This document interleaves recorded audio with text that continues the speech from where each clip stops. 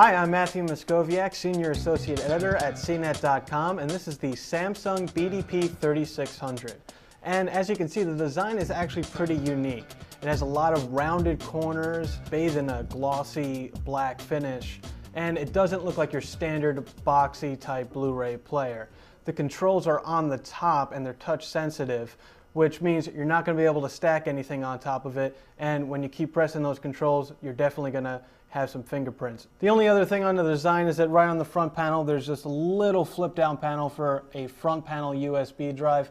Luckily there's another USB port on the back, so if you want to plug in a memory stick full of photos or music, you won't have to have it hanging out the front.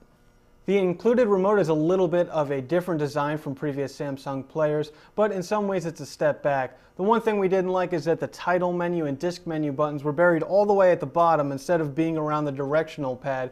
Now this player comes with all of the features that are now standard on Blu-ray pretty much, including Profile 2.0 so you can access BD Live features, and it also has onboard decoding for Dolby True HD and DTS HD Master Audio, which are the two new high-resolution audio soundtracks. The BDP 3600 is loaded with bonus features. There are Netflix and Pandora access, so you can stream Netflix movies right to the unit. Now normally you need to connect an Ethernet connection to use internet connectivity, but the BDP 3600 comes with a USB Wi-Fi dongle, so you just plug this in the back and you can get Wi-Fi connectivity on this player.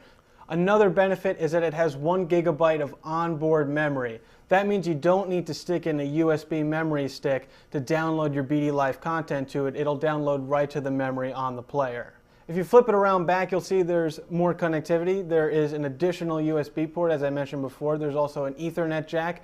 Of course, there's an HDMI output, which can output Blu-ray movies at 1080p, and DVDs can be upscaled to 1080p as well. And for older HDTVs, there's also a component video output, which will output Blu-ray at 1080i and DVDs at 480p. Now, if you have an older non-HDMI receiver with 7.1 analog inputs, this player also has 7.1 analog audio output, so you'll be able to take advantage of the new high-resolution audio soundtracks with your older non-HDMI receiver. And the BDP 3600 performs really well on both Blu-ray discs and DVDs. There was none of the jaggies or moire that sometimes we see with entry-level players. The biggest drawback for the BDP 3600 is price, as its list price is still as high as the entry-level PlayStation 3. However, if you don't care about gaming, this player is loaded with features and it has excellent performance, both image quality and disc loading, and it's one of our top choices for our Blu-ray standalone player. I'm Matthew Moscoviak from CNET.com, and this is the Samsung BDP 3600.